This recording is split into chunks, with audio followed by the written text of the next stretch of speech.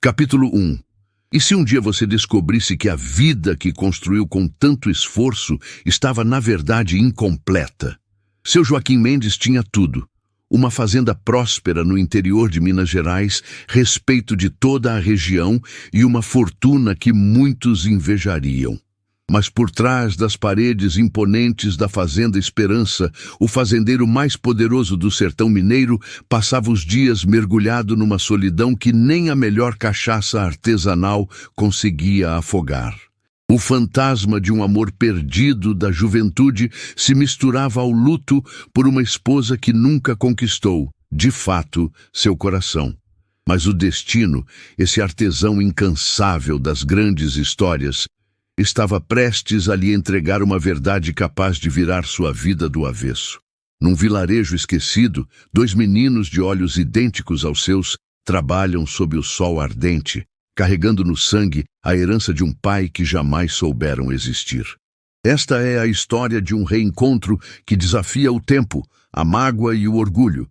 Uma jornada onde o amor rompe as barreiras do engano e onde os laços de sangue, ainda que invisíveis, podem ser mais fortes que qualquer distância. Prepare-se. Tudo começa com um telegrama urgente que desencadeará uma enxurrada de revelações e abalará os alicerces de 3 vidas destinadas a se cruzar. O sol começava a se esconder atrás dos vastos canaviais, tingindo o céu de laranja e vermelho sobre o sertão mineiro. Seu Joaquim observava o espetáculo do alto da varanda de pedra de sua fazenda, um casarão branco com telhas cor de barro que se espalhava até onde a vista alcançava. Suas mãos, calejadas de anos de trabalho mesmo após o sucesso, seguravam uma taça de cachaça envelhecida que reluzia sob os últimos raios da tarde. A fazenda, com seus móveis talhados à mão e objetos herdados de gerações passadas, era símbolo da conquista de um homem que construiu tudo do nada. Mas o silêncio que habitava aqueles corredores contava outra história, a de um homem aprisionado pela própria solidão. "Patrão, perdido nos pensamentos de novo?", resmungou a voz rouca de Hélder, o capataz fiel há mais de 20 anos. Joaquim nem se virou. Estava acostumado à liberdade com que Hélder falava, o único que ousava tratá-lo como igual. "Às vezes, as lembranças são companhia melhor que o presente, Hélder", respondeu sem tirar os olhos do horizonte. O capataz se apoiou na mureta de pedra ao lado dele. 5 anos, já desde que Dona Carmen partiu. A fazenda nunca mais foi a mesma sem aquele sorriso dela. Joaquim deu um gole demorado, sentindo o calor da bebida descendo pela garganta. "Nem eu fui mais o mesmo, meu velho amigo." Aos 45 anos, seu Joaquim era respeitado em toda a região. O leão do sertão chamavam-no pela sagacidade nos negócios e firmeza no trato. Mas ali, no entardecer silencioso, era apenas um homem marcado por perdas, a do amor de juventude que jamais esqueceu e a da esposa com quem dividiu a vida, mas não o coração. O senhor devia sair mais, ir até Belo Horizonte, aceitar os convites dos Andrade para o aniversário da filha? "Para quê, Hélder? Para me verem como o prêmio de alguma viúva rica ou moça encalhada, querendo o sobrenome Mendes e minha terra?" O silêncio voltou, só quebrado pelo canto dos últimos pássaros e o som distante dos trabalhadores voltando dos campos. "A vida continua, patrão. Desculpe dizer, mas o senhor está enterrando a sua entre essas paredes." Antes que Joaquim respondesse com seu costumeiro estoicismo, o som de cascos de cavalo ao galope atraiu a atenção de ambos. Um cavaleiro surgia pela estrada principal, levantando uma nuvem de poeira seca. "Quem vem com tanta pressa?", murmurou Hélder, apertando os olhos para ver melhor. Era um rapaz jovem, com o uniforme da agência de telégrafos de Belo Horizonte. Ele desmontou às pressas no pátio principal e subiu as escadas da varanda quase tropeçando. "Seu Joaquim Mendes!", gritou erguendo um envelope. "Tenho um telegrama urgente para o senhor." Joaquim e Hélder trocaram um olhar grave. Telegramas urgentes quase nunca traziam boas notícias. O rapaz, Entregou o envelope ofegante. Perdão a intromissão, mas são notícias que vão mudar sua vida para sempre. Capítulo 2. Com as mãos trêmulas, Joaquim pegou o telegrama e deu uma moeda de prata ao rapaz. O envelope amarelado parecia pesar 1 tonelada. Um calafrio percorreu suas costas ao romper o lacre. Seus olhos releram as poucas linhas várias vezes, como se tentassem mudar o conteúdo com a força do olhar. "Mas notícias, patrão?" perguntou Hélder, notando a palidez que cobria o rosto do fazendeiro. "Lúcia Ramalho", murmurou Joaquim, quase como um sussurro. "Não ouço esse nome há mais de 10 anos. O papel amassou em seu punho. A enxurrada de memórias era avassaladora. Lúcia, ou Luzia, como todos a chamavam no vilarejo de São Miguel do Caruá, fora seu primeiro amor verdadeiro. Uma moça de olhos vivos e sorriso fácil, filha de seu Augusto Ramalho, dono da fazenda onde Joaquim começou como simples trabalhador rural. Quem é essa mulher? A curiosidade de Hélder cortou o encanto das lembranças. "Alguém do meu passado", respondeu Joaquim, recuperando a firmeza. "Arruma meu cavalo e umas roupas. Vou para São Miguel do Caruá agora." "Agora, patrão? São quase 6 horas de viagem e o sol já está se pondo. Podemos sair de manhã e..." "Eu disse agora, Hélder." O tom não deixava espaço para discussão. "E manda chamar o doutor de Belo Horizonte. Que nos encontre lá o quanto antes." Enquanto Hélder saía para cumprir as ordens, Joaquim releu o telegrama. "Lúcia Ramalho à beira da morte. Pede para vê-lo uma última vez. Assunto de vida ou morte. Venha urgente. Pousada do Anjo, São Miguel do Caruá." Menos de 1 hora depois, o coche mais rápido da fazenda cortava as estradas de terra, puxado pelos melhores cavalos de Joaquim. No interior, ele olhava pela janela, mas o que via era o rosto da mulher que sumiu de sua vida numa manhã sem aviso. "Na época, eu era só um capataz", murmurou para si mesmo, lembrando como havia subido de posição e se tornado o homem de confiança de seu Augusto, ao mesmo tempo em que se apaixonava por sua filha.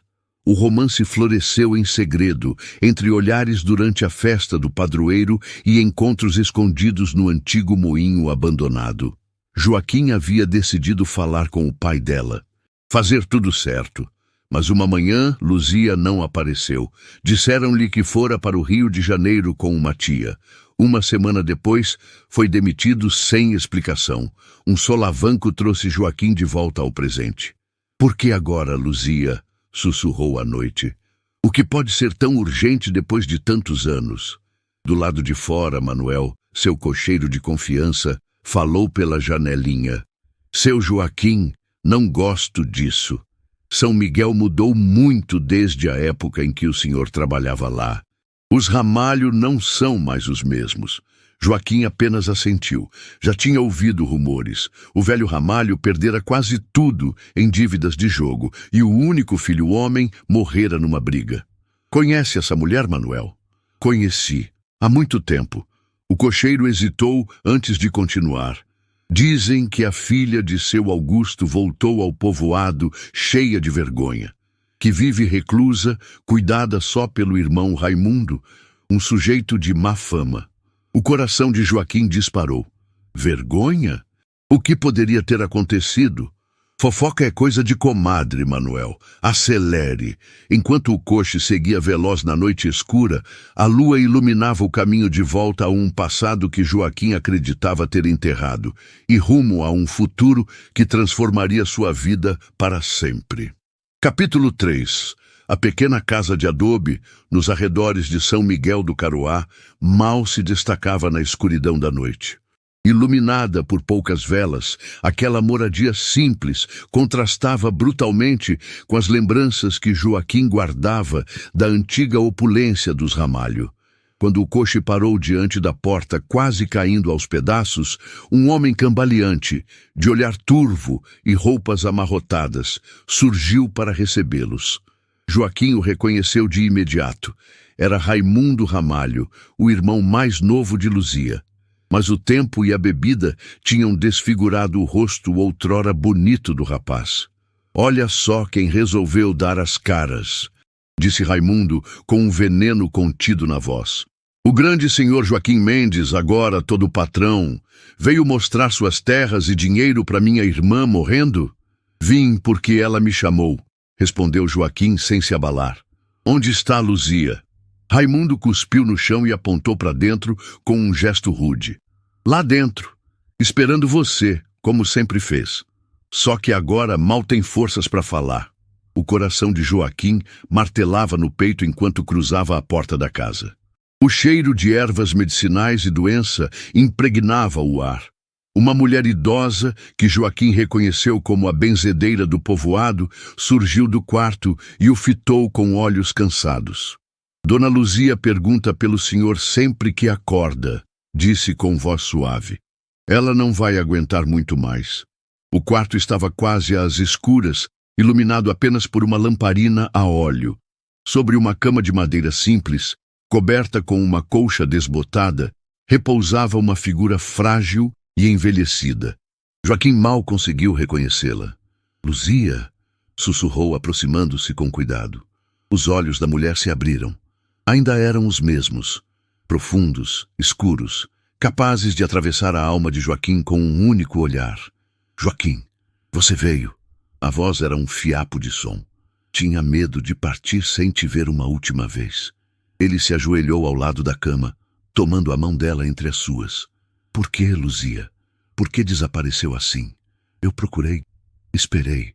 Uma lágrima escorreu pelo rosto magro da mulher.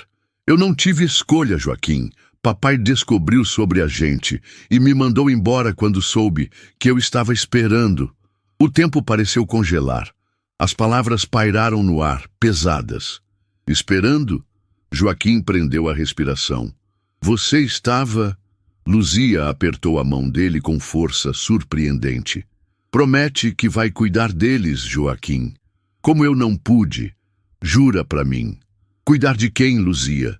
Do que você está falando? Dos seus filhos, Joaquim. Nossos filhos. As palavras caíram como pedras em um lago calmo. Filhos. A voz dele se quebrou. Você teve... Meus filhos? Onde estão? Por que nunca me contou? Um sorriso triste se formou nos lábios ressecados de Luzia. Não... 2. Gêmeos. Miguel e Gabriel. Já têm 12 anos. Joaquim sentiu as pernas falharem. 2 filhos. 2 meninos. Todos aqueles anos... E ele nem sabia. Onde estão? Quero vê-los agora. Trabalham nos roçados de milho do coronel Rodrigo Vasconcelos, respondeu ela ofegante. Desde pequenos, nunca quis que fossem peso para ninguém. Mas por que nunca me procurou, Luzia? Por quê? Antes que ela pudesse responder, a porta se escancarou. Raimundo entrou como uma tempestade, o cheiro de pinga o precedendo. Você não tem direito de estar aqui, gritou com os olhos vermelhos de raiva. Abandonou ela quando mais precisou. Joaquim se levantou de súbito, enfrentando o homem. Eu não sabia de nada. Ela sumiu sem dizer uma palavra. Mentira! Cuspiu Raimundo. Meu pai contou tudo. Te ofereceu dinheiro para assumir e você rejeitou. Luzia tentou se erguer, tossindo com força. Raimundo! Chega! Ele não sabia.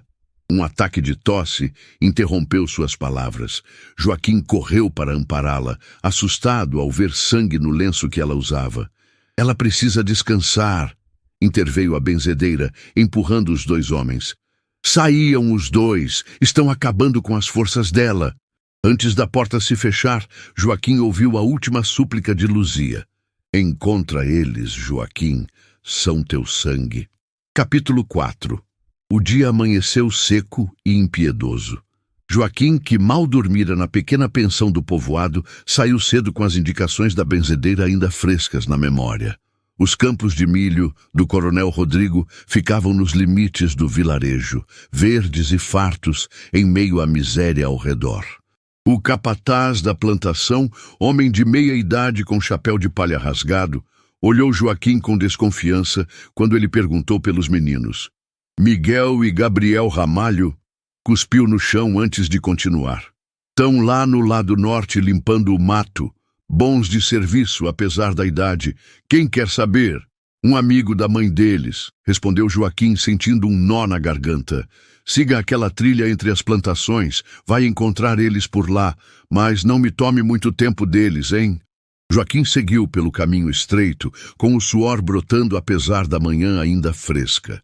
O cheiro da terra e o som das folhas cortadas encheram seus sentidos. Logo, escutou vozes infantis. Ao virar numa clareira, viu os dois. Dois meninos idênticos, com cerca de 12 anos, limpando o mato ao redor das fileiras de milho com facões pequenos. Sujos, suando, mas com traços que Joaquim conhecia como se olhasse no espelho. Cabelo escuro e ondulado, maçãs do rosto salientes, queixo firme. E aqueles olhos, exatamente os seus. Ficou paralisado. Um dos garotos mais magro percebeu o homem observando e cutucou o irmão. Os dois se viraram alertas como filhotes de animal silvestre. Miguel e Gabriel? A voz de Joaquim saiu trêmula. Os dois trocaram um olhar rápido, daqueles que só gêmeos conseguem. Sou o Miguel. Ele é o Gabriel, disse o primeiro. Gabriel, com o facão firme na mão, deu um passo à frente, se colocando sutilmente entre Joaquim e o irmão. Quem é o senhor? E por que está olhando a gente desse jeito? Perguntou desconfiado. Joaquim tentou falar, mas as palavras fugiram. Como dizer a eles quem era? Como justificar 12 anos de ausência? Sou um amigo da mãe de vocês, disse por fim. Nossa mãe não tem amigos ricos, respondeu Gabriel, encarando a roupa limpa e as botas de couro de Joaquim. A conheci há muito tempo, antes de vocês nascerem. Miguel, calado até então, observava o rosto de Joaquim com atenção, como se tentasse decifrá-lo. Ela está muito doente, disse com voz firme. Veio para ajudar ela? O coração de Joaquim se apertou com a esperança frágil na voz do menino. Sim, entre outras coisas. Quero ajudar vocês também, se deixarem. Gabriel soltou um suspiro irônico. Já ouvimos isso antes. Os amigos do tio Raimundo sempre dizem que vão ajudar, mas sempre querem alguma coisa. A menção a Raimundo fez Joaquim apertar os punhos. Não sou amigo do seu tio, respondeu firme. Vim por Luzia. Ela me pediu para encontrar vocês. Os dois irmãos se olharam novamente, dessa vez com preocupação evidente. Ela está morrendo, não é? Perguntou Miguel, a voz falhando. A gente sabia. A benzedeira já não passa todo dia como antes. Joaquim assentiu devagar. Vocês deviam estar com ela. Vou falar com o coronel para liberá-los. Pago o dia de trabalho. Antes que Miguel respondesse, ele se aproximou e encarou Joaquim.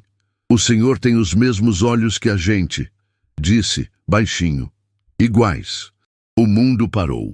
Ali, no meio do milharal, sob o sol quente de São Miguel do Caroá, a vida de Joaquim mudou para sempre. Capítulo 5. O caminho de volta até a casa de Luzia foi silencioso e carregado de tensão.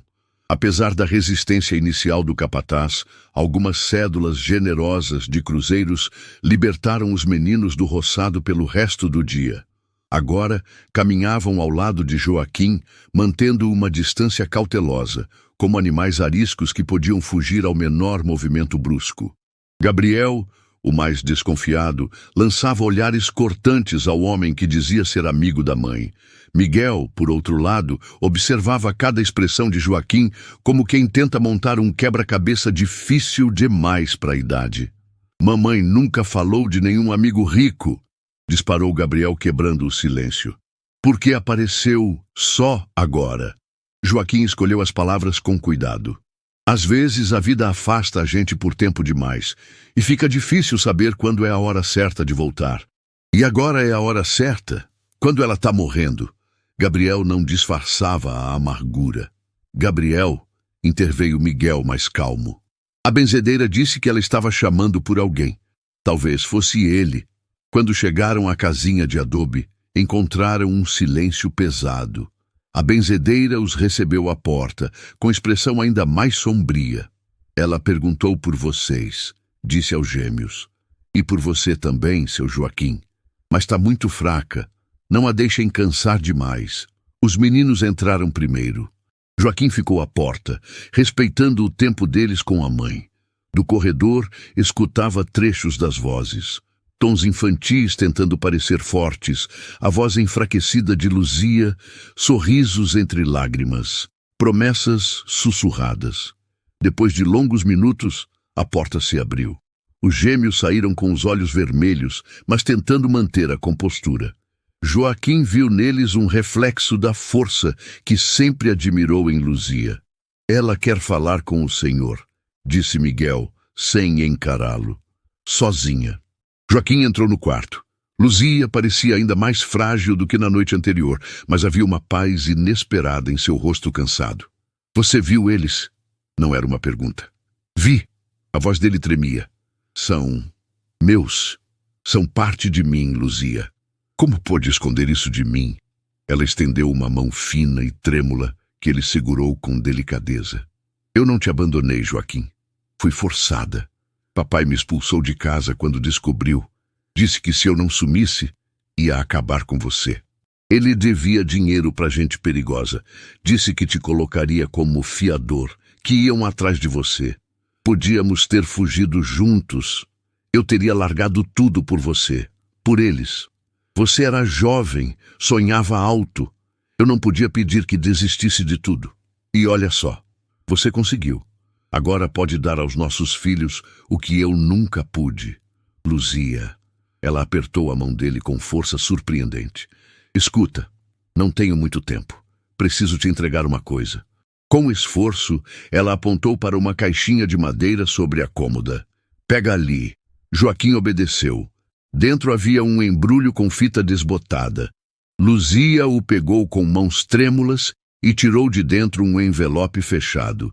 Aqui está a verdade toda, disse, oferecendo o envelope. Mas só leia quando tiver certeza de que está pronto para perdoar. Tem coisas aí que podem ferir gente que já se foi, inclusive meu pai. Antes que Joaquim pudesse responder, os gêmeos entraram de novo, seguidos por Raimundo, já bêbado mesmo com o sol ainda alto. O que está acontecendo aqui? Gabriel encarava a mãe, o homem e o envelope. Por que a senhora chorou quando nos viu? Luzia tentou falar, mas a tosse voltou, intensa. Para fora todos! Gritou a benzedeira, entrando apressada. Vão acabar matando ela com tanta emoção? Enquanto eram expulsos do quarto, Joaquim guardou o envelope no bolso, sentindo seu peso como o de uma promessa e de uma sentença. No corredor, viu o olhar dos filhos. Olhos que exigiam respostas que ele ainda não sabia como dar. O senhor nos deve uma explicação, disse Miguel com uma maturidade que doía. E acho que a hora é agora, completou Gabriel. Capítulo 6. O quintal da casa, com chão de terra batida e um velho pé de seriguela no canto, virou o cenário daquela conversa impossível.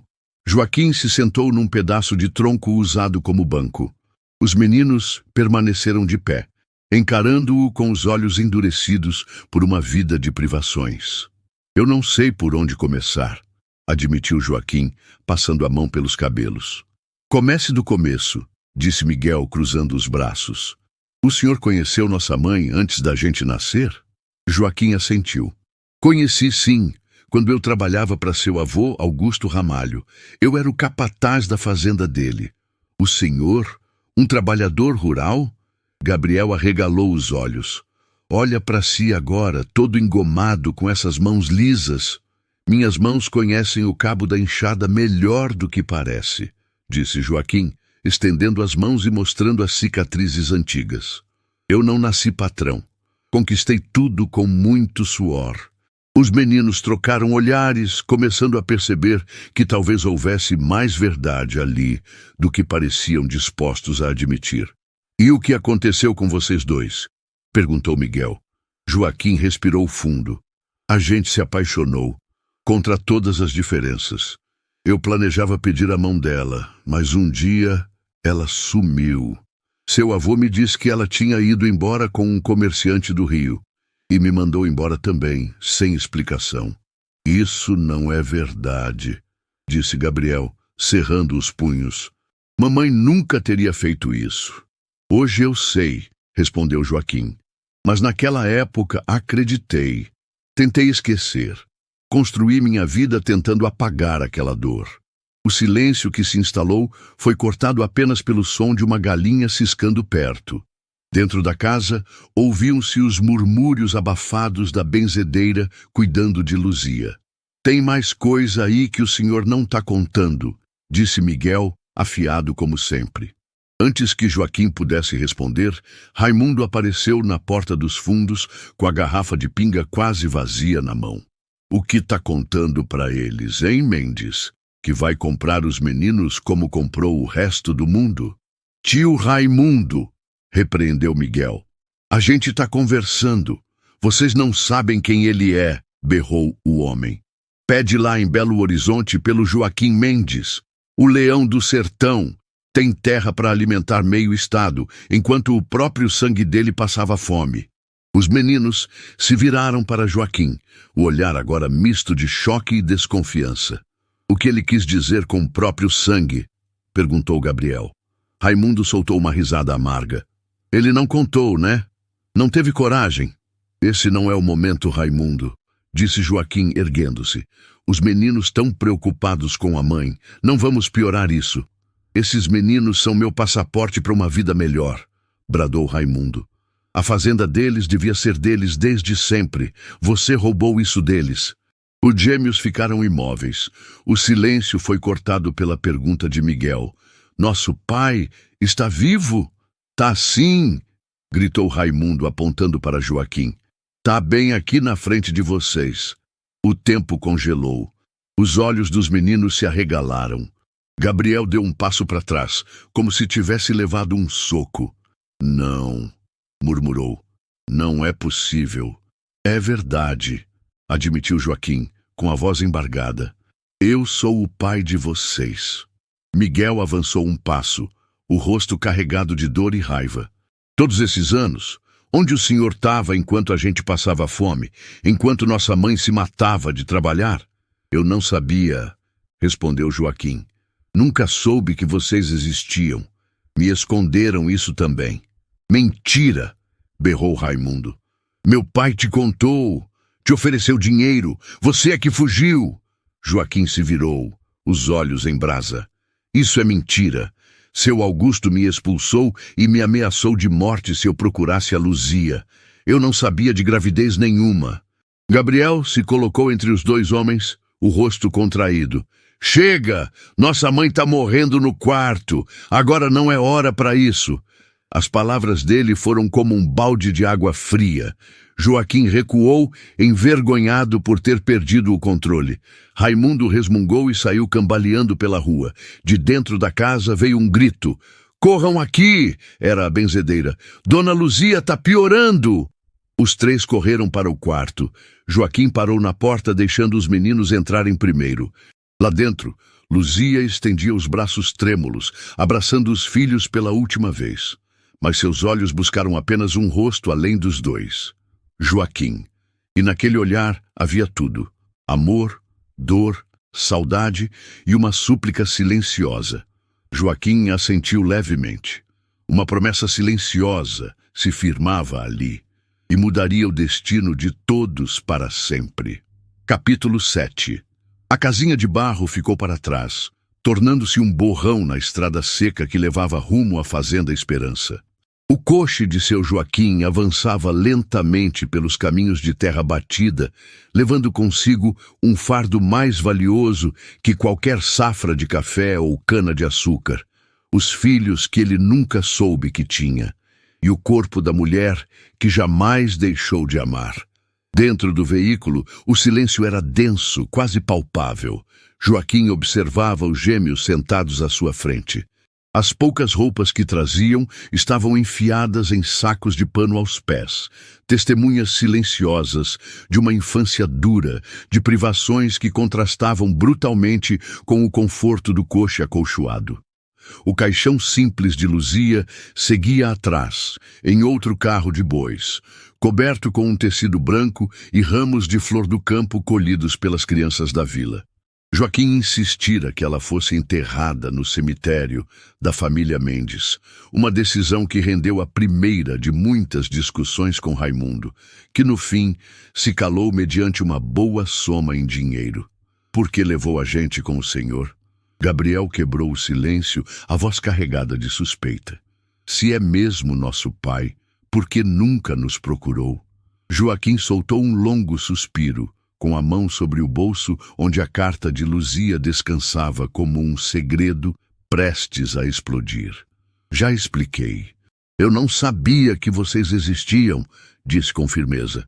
Se soubesse, teria procurado vocês até no fim do mundo. Fácil dizer agora, retrucou Gabriel, sem disfarçar a amargura, quando não tem mais como provar. Miguel, quieto até então, olhou para o pai. A gente só quer saber por que agora.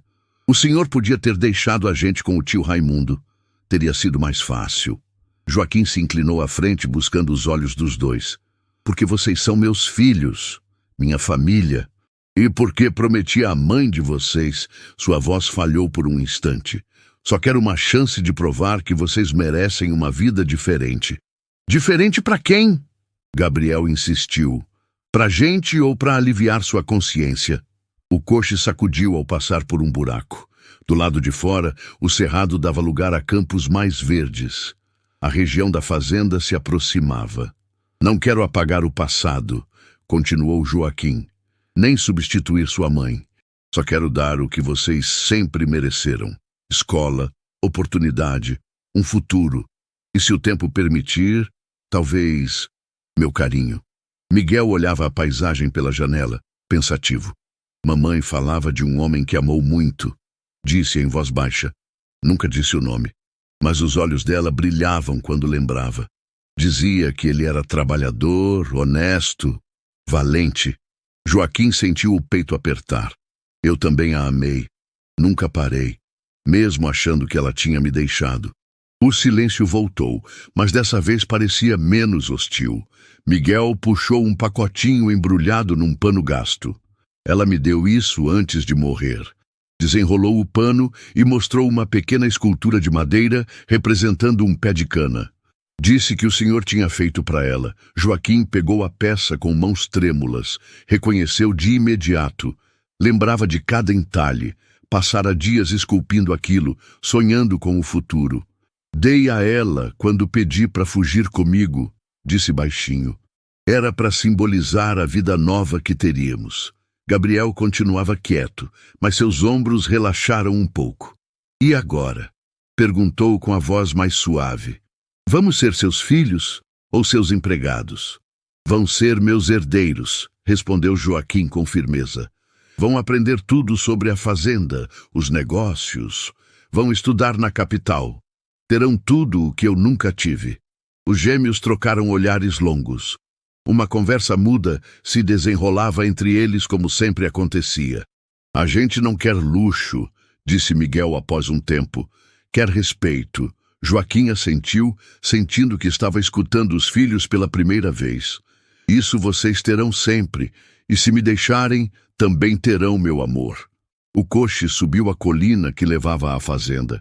Abaixo, as plantações de cana-de-açúcar se estendiam como um tapete verde até o horizonte.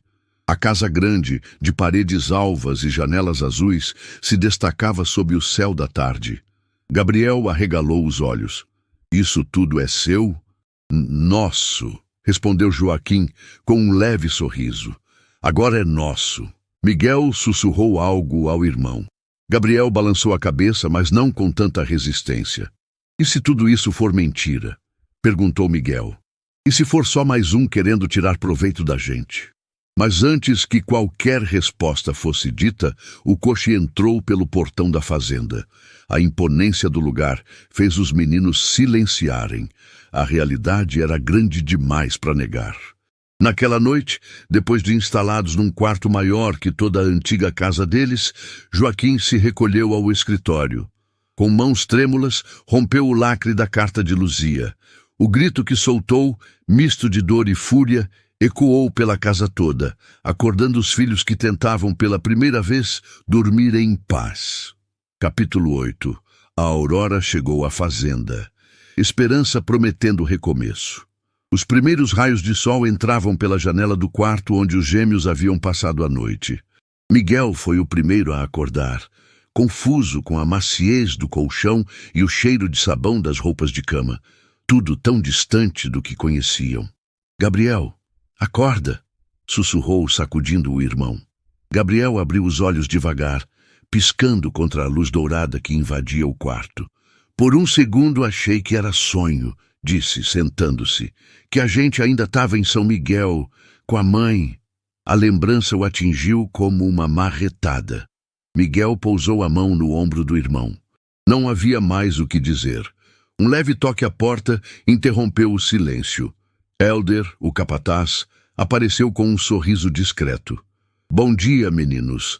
Seu Joaquim os espera para tomar café. Tem roupa limpa no armário. Fiquem à vontade."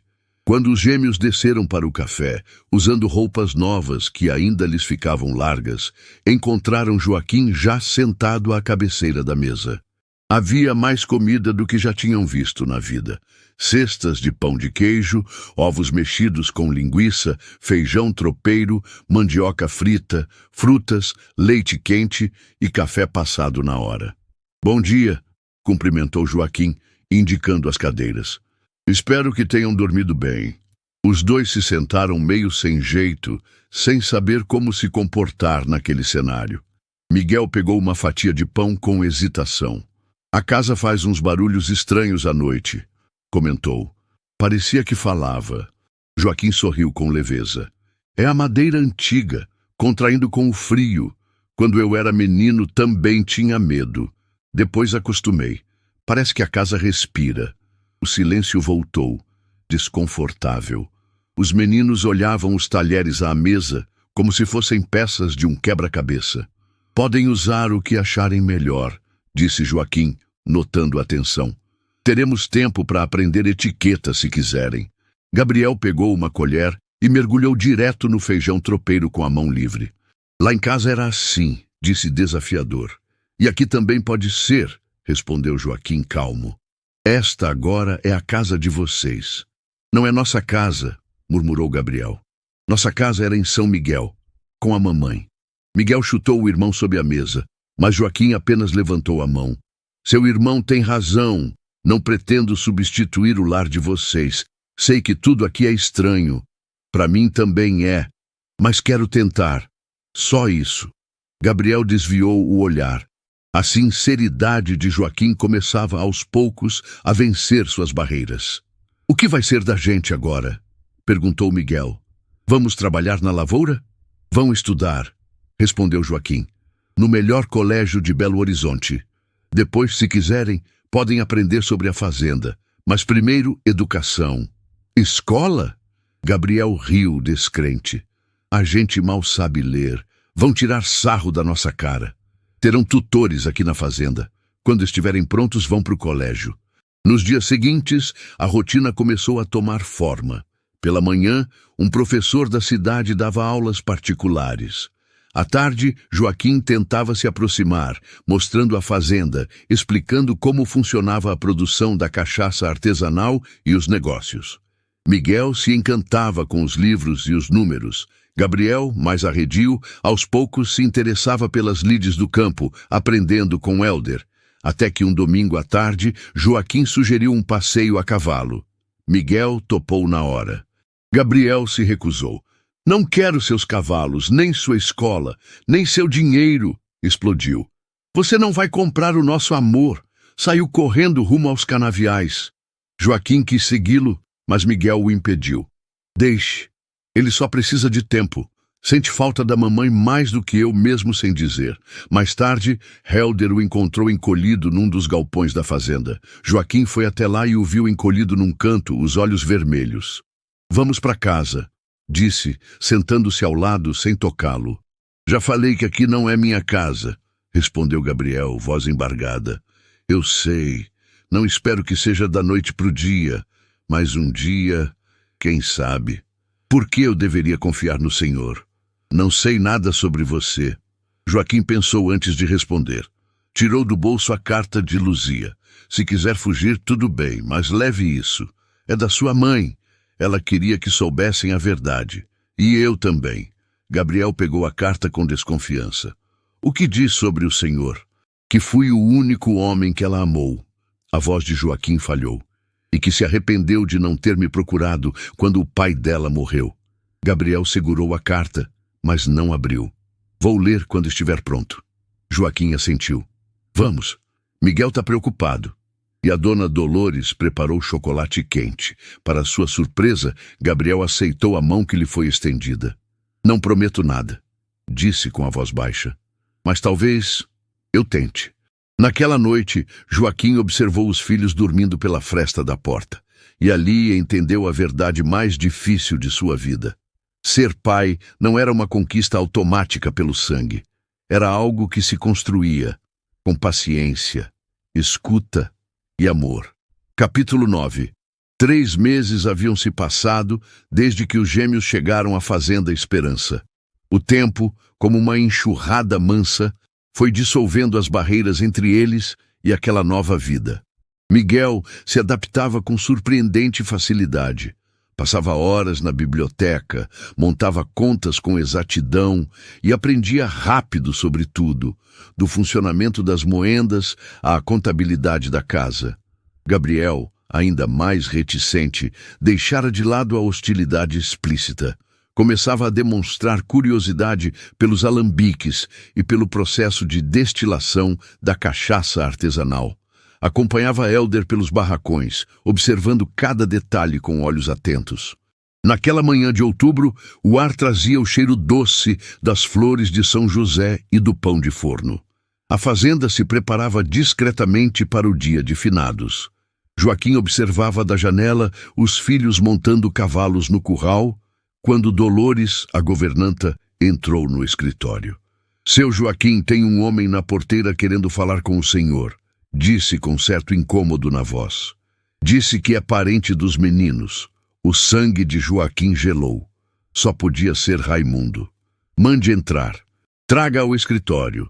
Mas quando a porta se abriu, não era o homem desleixado e de fala solta que apareceu. Era outro. Um senhor de postura firme, mesmo envelhecido. Roupa engomada, bengala com cabo de prata. Os cabelos brancos bem penteados.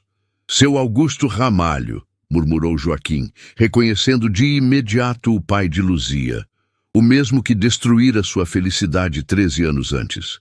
Mendes, respondeu o velho com a voz seca, vejo que a vida te foi generosa. Joaquim apontou para a cadeira, mas permaneceu de pé. A que devo a honra? Achei que estivesse fora do país desde que perdeu suas terras. Estive sim, anos na Europa, mas voltei. Há coisas que preciso acertar. Se veio por dinheiro, não vim por dinheiro. Vim pelos meus netos, declarou direto. Minha filha está morta, e eles são o que me resta. A fúria subiu em Joaquim como labareda. Esses meninos são meus filhos, disse contido. Filhos que eu nunca soube que existiam, porque o senhor fez questão de esconder. Seu Augusto apoiou-se pesadamente na bengala. Você acha mesmo que eu deixaria minha filha casar com um trabalhador rural? Manchar o sobrenome Ramalho com essa união? Foi o senhor quem nos separou. A voz de Joaquim ecoou pelo salão. Ele nem notou que Miguel e Gabriel estavam na porta ouvindo tudo. Ela me amava, e eu a ela. Miguel se adiantou, encarando o avô. O senhor é nosso avô? O velho pareceu surpreso com a franqueza, mas assentiu. Sou sim, e vim buscar vocês. Buscar para onde? Gabriel apareceu ao lado do irmão, firme. O senhor nunca nos procurou. Mamãe morreu na pobreza. Onde o senhor estava? Eu não sabia das condições, defendeu-se o velho. Luzia nunca me escreveu. Depois de como a tratou, interveio Joaquim. O senhor obrigou ela a assumir. Disse que me destruiria. Ela fugiu para me proteger. Ela era só uma menina apaixonada, retrucou Augusto. E você era um peão. O que tinha a oferecer? Joaquim caminhou até sua escrivaninha, pegou um maço de documentos e jogou sobre a mesa. O que o senhor não sabia é que eu já era dono de metade dessas terras quando me expulsou. Eu economizava há anos, trabalhava em 3 fazendas, planejava pedi-la em casamento. O rosto de Augusto empalideceu ao ver as datas nas escrituras. Tudo comprado meses antes da separação. Não pode ser. Seu preconceito destruiu uma família. E quase destruiu 2 vidas. Miguel quebrou o silêncio. Mamãe escreveu numa carta que o senhor ameaçou nosso pai. É verdade? O velho afundou na poltrona como se o peso da verdade o esmagasse. Tinha dívidas, gente perigosa me cobrava. Disse que Joaquim era rico, que podiam tirar dele. Se Luzia continuasse com ele, eles o matariam. Gabriel riu com desprezo. O senhor usou a própria filha para se livrar de dívida e depois sumiu. Mandei dinheiro no início, depois perdi tudo. A gente se virou sozinho, disse Gabriel, os olhos apertados. Mamãe lavava roupa até as mãos sangrarem. A gente catava resto de milho. Nunca precisamos do seu dinheiro. Augusto abaixou a cabeça. Pela primeira vez, derrotado. Voltei para tentar corrigir os erros. Tenho pouco, mas deixei a casa de Belo Horizonte no nome deles. É o que me resta. Joaquim o olhava, dividido entre raiva e compaixão. Seus netos têm um lar aqui. Tudo o que precisarem, terão aqui. Miguel aproximou-se do avô e, com maturidade além dos anos, pousou a mão em seu ombro. Se quiser nos conhecer, pode visitar. Mas nosso lugar agora é aqui, com nosso pai. Gabriel demorou, mas assentiu, e se pôs ao lado do irmão. Augusto levantou a cabeça, olhos marejados, e olhou Joaquim nos olhos. Cuide deles melhor do que cuidei da minha filha. Cuidarei, disse Joaquim, por eles e por Luzia. O velho se despediu e partiu sozinho. Quando a porta se fechou, os 3 permaneceram juntos, unidos não só pelo sangue, mas pela verdade que finalmente tinha vindo à tona. Capítulo 10. A Fazenda. Esperança brilhava sob o sol poente. As paredes alvas ganhavam tons dourados e alaranjados, e a brisa de novembro soprava leve, mexendo as folhas dos canaviais como um mar ondulante. Era véspera de finados, mas naquele ano não havia só luto no ar. Havia também gratidão e reconciliação. No pátio principal, antes tomado pelo silêncio, agora se ouviam risos, vozes, passos apressados. Os trabalhadores e suas famílias enfeitavam o altar montado com papel picado, flores e retratos. Uma foto emoldurada de Luzia era o centro do altar, cercada por flores do campo, velas e oferendas. Miguel e Gabriel organizavam tudo com afinco. Miguel cuidava dos detalhes com olhos atentos. Gabriel distribuía as tarefas e carregava enfeites com força e leveza. Joaquim observava tudo da varanda, emocionado. Era difícil acreditar que há poucos meses vivia num mundo de silêncios e vazios. Agora, aquela casa tinha vozes, cheiros e corações pulsando. O altar tá ficando uma beleza, seu Joaquim, disse Dolores, trazendo um tabuleiro de broa de milho. Os meninos têm bom gosto. Herdaram da mãe, respondeu ele, com um sorriso carregado de saudade. Luzia transformava qualquer canto num lar. Ao cair da noite, o altar foi iluminado. Caminhos de velas guiavam da entrada da casa até ele. Músicas suaves ecoavam, violas e vozes preenchendo o ar. Os meninos se aproximaram com uma cesta nas mãos. Trouxemos os doces que ela gostava, disse Miguel. A gente fez do jeitinho que lembrava. Os 3 caminharam juntos até o altar. Colocaram os doces ao lado da escultura de madeira, do lenço bordado e da carta que Joaquim escrevera anos atrás e nunca enviara. Mamãe ia ficar feliz de ver isso, disse Miguel, olhando a foto. Ela dizia que os mortos vêm visitar a gente nessa noite, comentou Gabriel. Seguindo as luzes e os cheiros, Joaquim assentiu, sentindo o peito apertado. De certa forma, ela nos guiou até aqui. Até agora. Um silêncio reconfortante se instalou. Então Miguel comentou. Seu Augusto disse que vem amanhã. Quer contar histórias dela quando era criança. Estão de acordo? Perguntou Joaquim, cauteloso. Gabriel deu de ombros. É nosso avô. E ninguém mais pode contar como ela era pequena. Joaquim sorriu, comovido com a maturidade dos filhos. Percorreram juntos os canaviais sob a lua cheia. Como era ela quando se conheceram? Perguntou Gabriel. Era uma ventania, respondeu Joaquim, sorrindo. Vivia rindo. Lia poesias em voz alta sentada debaixo daquele pé de jatobá ali, enquanto eu trabalhava. Com a gente era assim também, disse Miguel. Mesmo cansada, sempre inventava histórias. E brigava por nós, acrescentou Gabriel. Enfrentou até o Coronel Rodrigo porque pegamos milho para comer. Ela era imbatível quando queria defender alguém, disse Joaquim rindo. Enfrentou até filha de deputado uma vez. Riram juntos, pai e filhos, sob as estrelas. Ao chegarem no alto da colina, olharam a fazenda iluminada abaixo. E agora, pai? Perguntou Gabriel, usando a palavra com naturalidade pela primeira vez. Joaquim sentiu um nó na garganta. Agora, construímos nosso futuro, juntos, como família. Essa terra vai ser de vocês, mas o mais importante, vocês já têm, meu coração. A brisa trouxe o perfume das flores, e por um instante os três sentiram como se Luzia estivesse ali, caminhando entre eles, sussurrando promessas e sonhos que nem a morte foi capaz de apagar. Ao longe, os sinos da capela da fazenda tocaram. Era meia-noite. O dia de finados começava, mas para Joaquim, Miguel e Gabriel, era o nascimento de algo novo, um amor finalmente reencontrado. Um legado reconstruído.